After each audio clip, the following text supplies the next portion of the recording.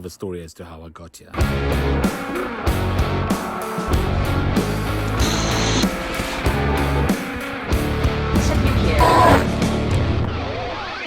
How's it? And welcome to a very windy and a very miserable, cold and raining and basically just crap Cape Town. For this weather, we have a Volkswagen T-Cross. I think I quite like it, if I'm honest. It's the T-Cross 1 litre Highline DSG, which means it has a 1 litre engine in it. It's the Highline spec, and it's got a DSG gearbox in it. So sounds like it should be a pretty good car. It's a really funky color. I've never been like a fan of orange on cars. I mean, like, orange is not my color. I know there are lots of people out there who really like orange. I don't. But I think it really works on this little T-Cross. It's called Energetic Orange, and it's part of the design package, which is an optional extra on this car. What that basically means is, besides making the outside of the car orange, they make a lot of the interior orange as well. There's a bit of orange in the seats. You've got these insets here on the steering wheel. The dash is like orange, very orange over here, and then kind of fades to black on the edges. To be fair, it's the only color in the car. There's like nothing else here that really kind of gives you any indication of color. But it's cool. And then obviously on the outside, this is the R-Line package. So the R-Line package has the sort of cooler looking body bits, and it's got orange wheels, which I quite like, actually. I think the orange wheels really work on the T-Cross. It just gives the whole car like a less boring and less mundane vibe. Like, if you look around, that's a grey car, that's a white car, that's a white car, it's a white car, silver car, white car, silver car, grey. Like, nobody's driving anything interesting anywhere. Like, this is cool. This is orange. The wheels are orange. The inside's orange, and it's just like, oh, it's refreshing to be seen and to see cars that are slightly more interesting colors than grey and white and silver. So the price on this bad boy is 365,000 Rand as standard. Now, before you get all up in a huff about how expensive that is, like, flip man, everything's gotten expensive, like really expensive. So 365 for this is actually not badly priced. It's a smidgen more than a lot of its competitors, but it is a Volkswagen. I really do think the quality and the build is better than a lot of the competitors. So your 365,000 rands will be well spent on a energetic orange T-Cross. I've no pricing details on any of the options fitted, so I can't tell you what this kind of car as tested comes to. But base price is 365. And I think you could probably get a healthy amount of optional. Seat fell down. I think you could probably get a healthy amount of optional extras on this car and still keep the price well below 400. Speaking of optional extras, there are a few of them on this car. The very first one, and honestly, out of like all the cars I've driven, all the optional extras I see, some of them are like quite fancy, some of them are, you know, completely over the top and stupid. But my most favorite optional extra on any car by far is keyless entry. I think for me, just the ability to have a key in your pocket, kind of walk up to the car, grab the handle, the door unlocks, you get in, you get out, you touch a handle that locks, you press a button, it starts. I know it's like such a small thing, but I really think cars should just have that as standard. That shouldn't be an optional extra. That should just be like, you build a car, you put the key in your pocket, and like, it works. So that technology is not hard. We've refined it significantly. Shouldn't even be an optional. The other optional extra in the T-Cross, which I really like and I think is well worth the extra money, is the Beats sound system. So this one comes with the Beats. You get like little Beat logos on the speakers. When you start the car up, there's a Beats screen that kind of shows for a couple of seconds, and it's really good. It's like, it's not, let me explain the Beats thing. It's really good, but it's not Bose, it's not Harman Kardon. but it is a significant step up from like the bog standard factory fitted audio system. And let's face it, who doesn't like good sound? If you're going to drive a car that's this color and is all kind of energetic orange, like, you're really going to skimp on the sound? You're really going to think to yourself, screw it, who wants good sound anyway? My car is energetic enough. It's like not going to happen, is it? And then, as I mentioned, the energetic orange, I've said energetic orange a lot, haven't I? As I mentioned, the energetic orange package is actually an optional extra. So you choose the color, and they make the wing mirrors, and the car, and the interior, and the wheels. They make it all this cool orange color. And I've actually seen it. I've got a couple of other orange cars lined up coming to me soon. And I saw this one next to one of the other oranges the other day, and I thought to myself, like, it's actually a really nice orange on a car. Like, I really like this orange. I've seen a lot of orange cars, and like, you can get orange wrong, but they've nailed it with this T-Cross. Another really useful optional extra, it's probably quite expensive. This is one of those like borderline fence sitting issues. Like, personally, I think they're awesome, and it's well worth it.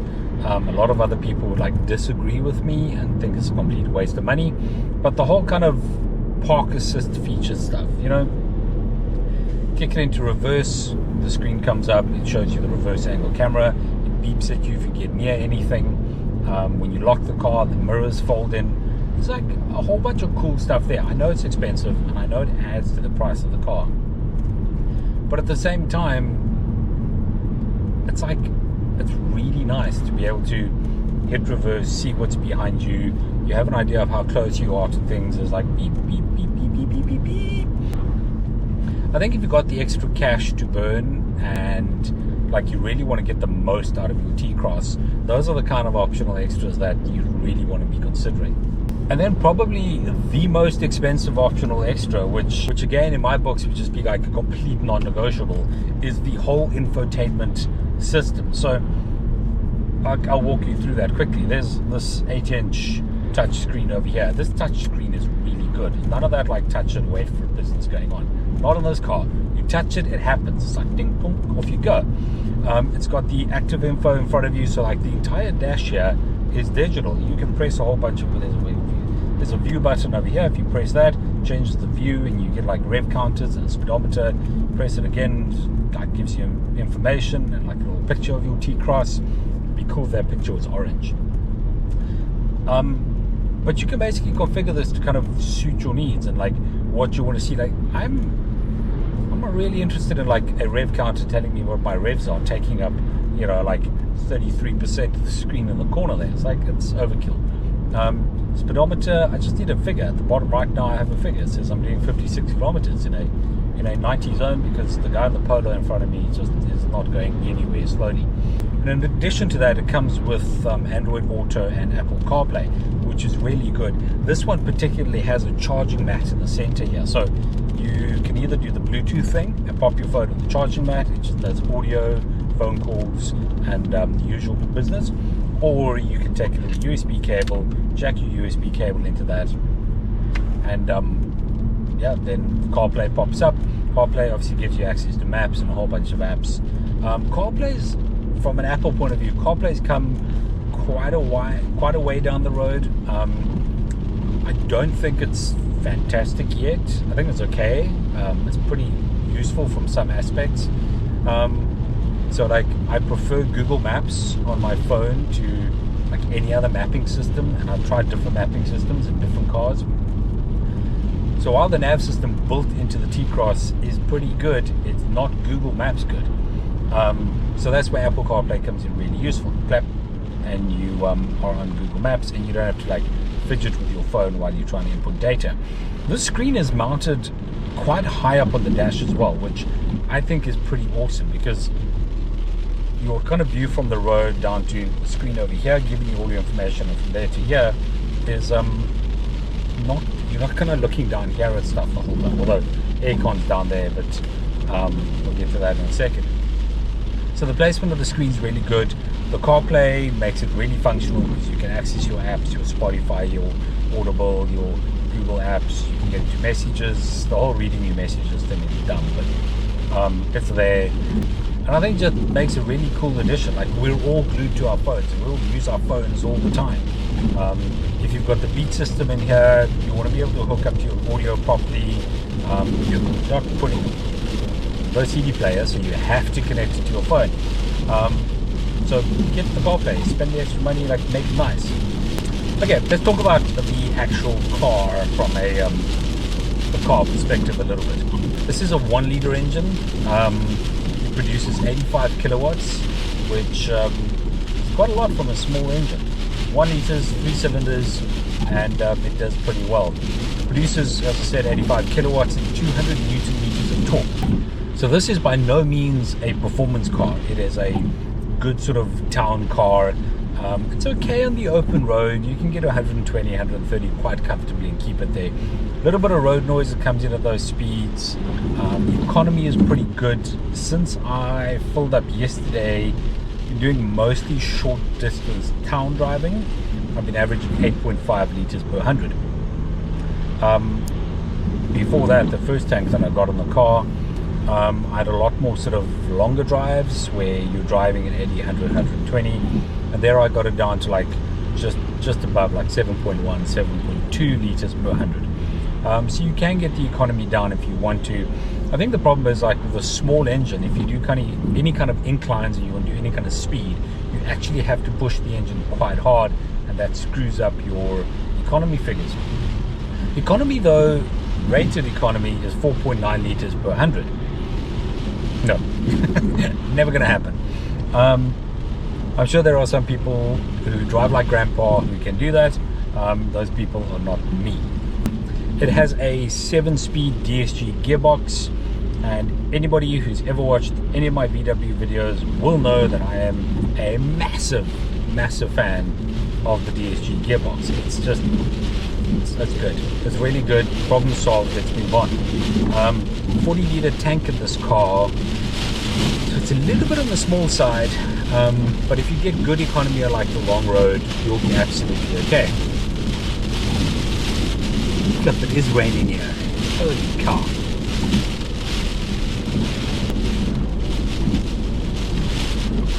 This wind and this rain is absolutely howling. And that's actually interesting because I've not driven a lot of cars in this much wind, this severe wind in Cape Town. And the T-Cross, even though it's basically built on the Polo platform, it's just like a bigger version of the Polo. It's a big Polo. It's like an SUV Polo. And despite being a little bit bigger and having a bit more sort of roof space up here, it's quite stable in this wind. I'm pleasantly surprised. I mean, I can feel the wind. It's not like I'm immune to it, but I don't feel like involuntary lane changes are happening either. So from that perspective, it's actually really stable. And I've driven in the rain, I've driven in the wind, and we're doing really, really well. 4-way stop street, broken robot.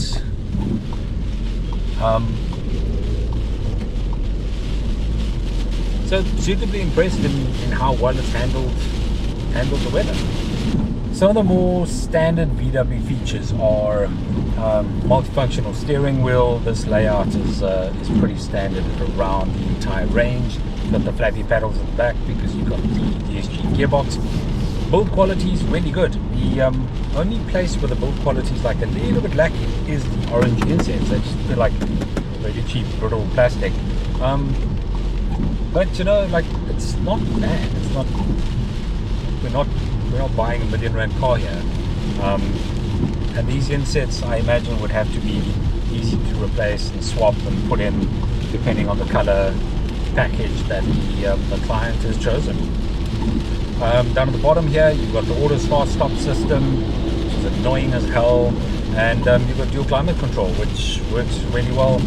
I mentioned the charging mat, and then you have 2 USB ports here, and you get 2 USB ports in the back too. One thing that is very peculiar in this car, and is a clear indication that this car was built for a left-hand drive car market, is one, the volume button is all the way over there on the dash. Like, there's literally, if I'm sitting upright and I stick my arm out full length, I'm not touching it. Like, I actually have to like reach for the button. That is a lot more sensible if you're sitting on that damn side of the car. So that's the one thing. The other thing is the start button is on the left-hand side of the gear lever, and the lighter, because apparently you know you think you can still smoke in these cars. The charging socket is on the right-hand side. Now those two holes, when I look at them, pretty much identical in size. You don't think they could have just... Anyways, so that's like clearly, once again, if you're sitting on the left hand side of the car, you got the volume button there and you got the start button there. So I found that a couple of times. I jump in the car and I like the start buttons on the other side.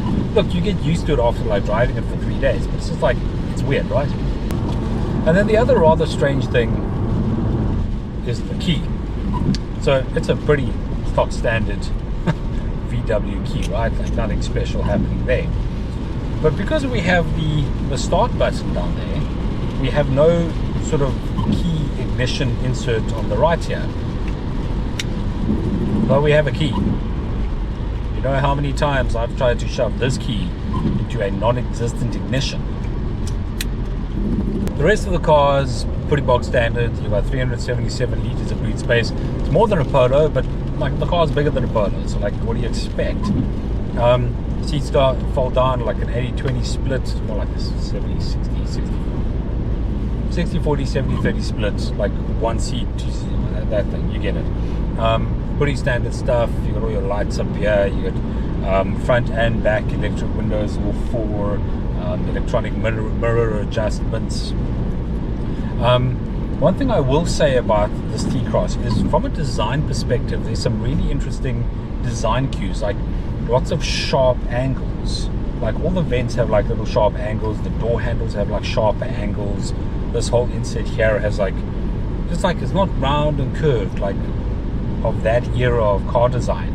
Like these are like sharper and edgier and to the point. And if you look at the outside of the car, like you see a lot of that. In fact, look at the front of the car, you see a lot of sharp edges, and it's like, I think it looks cool, man. I really like the look of the T-Cross, and like this energetic orange stuff like really works for me. Never thought I'd like an orange car, but there we go. Anyway, that's it for the T-Cross. Thanks for watching. I'm not going to tell you to subscribe below because like everybody does that. I hope you get a gap to take a T-Cross for a drive at some point. And if you do, leave a comment below and tell me what you thought.